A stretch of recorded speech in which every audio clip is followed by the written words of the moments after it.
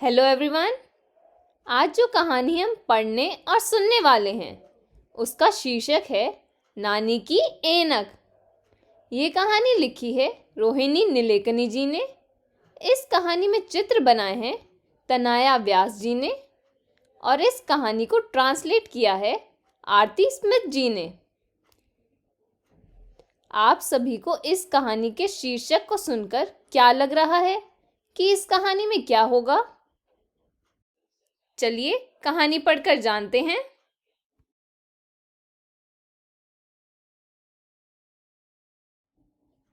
नानी की ऐनक हमेशा गुम हो जाती है। मैं कहाँ ढूंढूं? मैंने उसे कहाँ रख दिया? वह हमेशा कहती रहती हैं। अपनी ऐनक के बिना वह ऐनक नहीं ढूंढ सकती, इसलिए उन्हें मेरी ज़रूरत है। उनकी आंखें बनकर उनकी आंखें ढूंढने के लिए।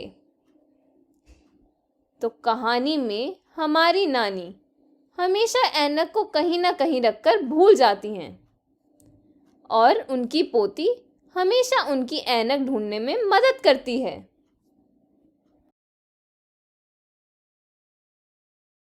कभी उनकी ऐनक बाथरूम में, कभी बिस्तर पर, तो कभी माथे के ऊपर होती।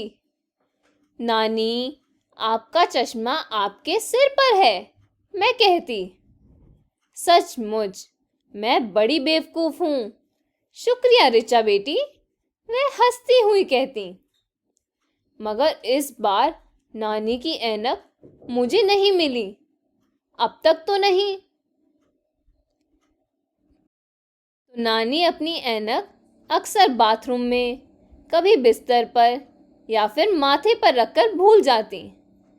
लेकिन इस बार तो नानी की ऐनक ऐसी जगह गुमी जहां पर रिचा भी उसे नहीं ढूंढ पा रही है।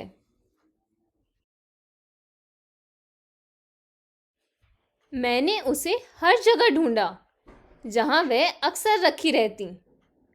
उनके माथे पर, बाथरूम में, उनकी अलमारी में, पूजा की जगह, उनकी मनपसंद कुर्सी के नीचे और खाने की मेज पर। नहीं, कहीं नहीं मिली। कहाँ गई वह ऐनक? तो आज तो ऐनक ऐसी जगह गुम गई हैं जहां वह रिचा को मिल ही नहीं रही हैं।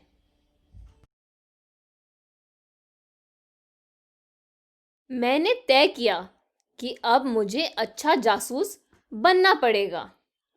मैंने जानना चाहा कि नानी ने दिन भर में क्या क्या किया।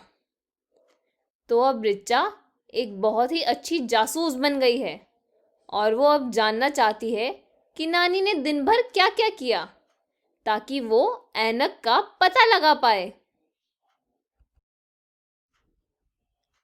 मैंने आज कुछ खास नहीं किया सिवाय वाणी की सास से बातें करने के।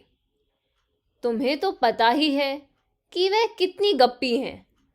हम दोनों ने कई बार चाय पी और वे सारे लड्डू खा गईं जो तुम्हारी माँ ने बनाए थे, नानी बोली।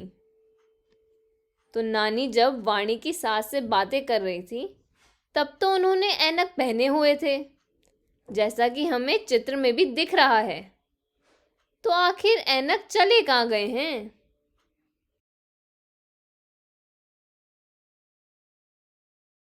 राजू ने कहा, नानी आज बहुत व्यस्त रही। वह अपनी पेंशन के लिए मुख्यमंत्री को पत्र भी लिख रही थी।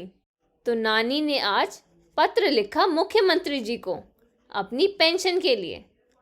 पत्र लिखने के लिए नानी ने ऐनक का इस्तेमाल तो ज़रूर किया होगा, वरना तो वह पत्र लिख ही नहीं पाती। यानी नानी के ऐनक तब तक नहीं खोए थे जब तक वह पत्र लिख रही थी।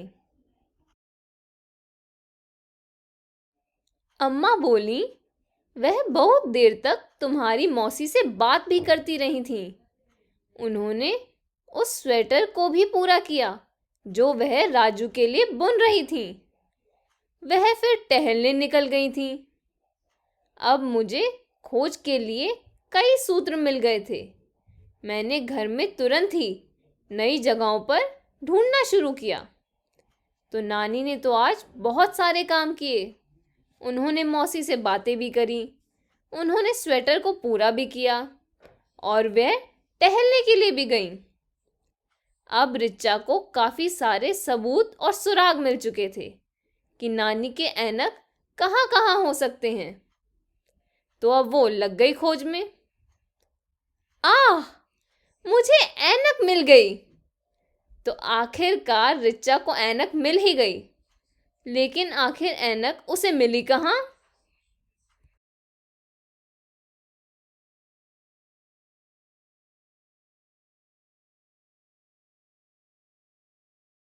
ऐनक ऊन में लिपटी पड़ी थी, उनकी कलम के बगल में, फोन के नीचे, मेज के ऊपर।